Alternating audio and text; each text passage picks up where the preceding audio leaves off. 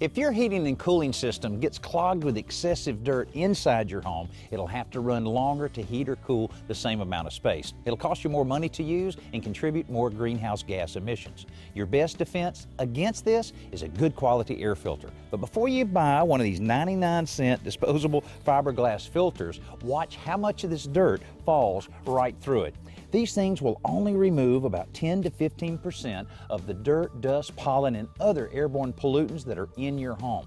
When you consider that the average person breathes in about 2 gallons of air every minute, just think what else might be going into your lungs. Spend a little extra money for a quality filter like carbon, HEPA, or one with electrostatically charged fibers. These types can remove up to 99% of pollutants, which is truly a breath of fresh air. Cleaning the gutters is another one of those chores that nobody really likes to do, but you've got to do it. A clogged gutter can mean sagging, which will allow water to get behind the gutter, damage the fascia, the soffit. Worst case scenario, you could suffer some foundation damage, and that could mean thousands of dollars of repair. So, got to get up there and clean them out. It's really very simple. First of all, you want to start at an end closest to a downspout, and then remove all of the debris. Now, you can use a simple garden trowel like this, or nifty little scoop that I made out of an old antifreeze jug. What you want to do is get all of the trash out of the gutter, and instead of throwing it on the ground, I've put a garbage sack onto my ladder so I can put it right in there. And by the way, instead of throwing it away, this makes excellent material for a compost pile.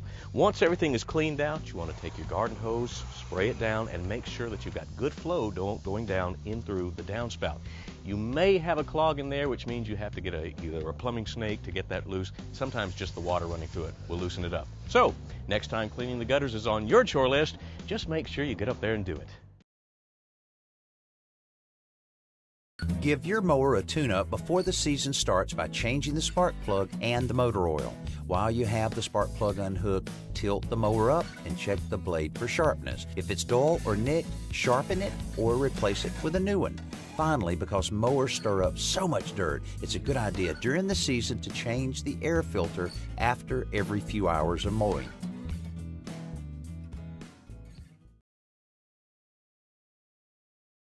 Sealing up cracks on the outside of a home keeps moisture out and prevents outside air from influencing the inside conditioned air. For larger openings, use an expandable foam spray from a can to fill in the voids. Smaller openings can be filled with caulk. Before you select your caulk, think about how it will look after the gap is filled. If it needs to be painted, be sure to choose a paintable caulk so your touch-ups will stick.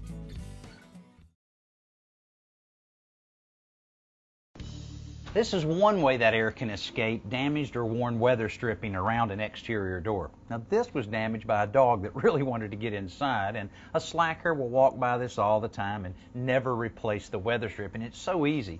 What I'd suggest is to take a section of the weather stripping with you when you head down to the home center to buy the replacement for it. And this is a type that's used on a lot of the newer type doors, say the last 20 years or so. A compression weather stripping works really well. But there's other types out there, including a foam type that has an adhesive backing on it. Comes in a little roll, real easy to use, works fairly well. There's also a more rigid type of weather stripping that has little brads that you nail in around the door to hold it nice and tight against that exterior surface of the door. Now, to replace this is very, very easy because it fits into a little slot here in the door itself, and once you get it started here, it's fairly easy to pull it out of that groove once it lets go like that, and you're able just to pull it right on out. There's no adhesive or anything else that holds it, and then the new piece is just a little bit longer than we actually need for this door unit.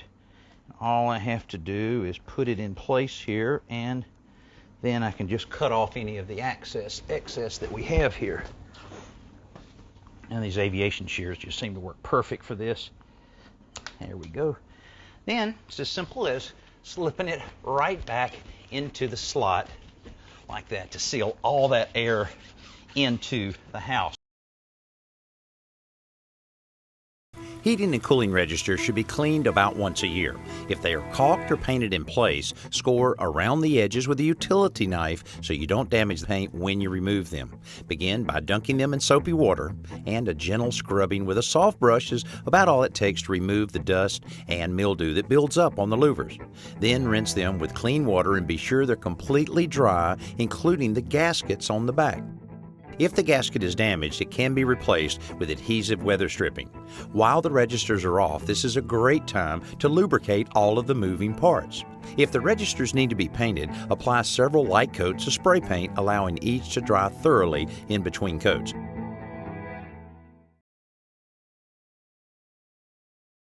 A wood-burning fireplace and its chimney should be inspected every year to ensure that it operates safely. A professional inspector will inspect the outside of the chimney and the firebox itself to make sure they are structurally sound. They will also inspect the inside of the chimney flue to see if there are any blockages or a buildup of creosote, both of which are extremely dangerous.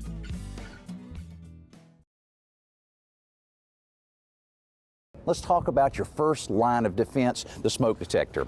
Now, if you own a home, you should know that you should have one of these, but you may not know what kind to have or where exactly to locate it in your home. So here's the deal. For residential use, there are two basic types: optical sensors and ionization sensors.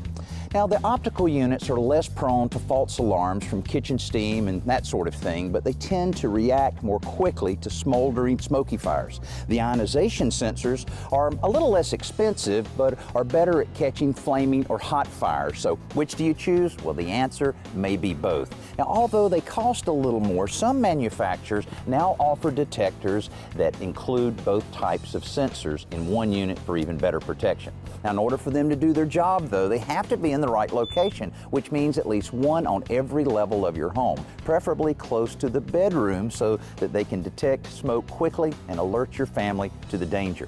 Now, how they do that is another matter. Some, like this one, have the option of a voice alarm instead of just the traditional beeping sound. Welcome.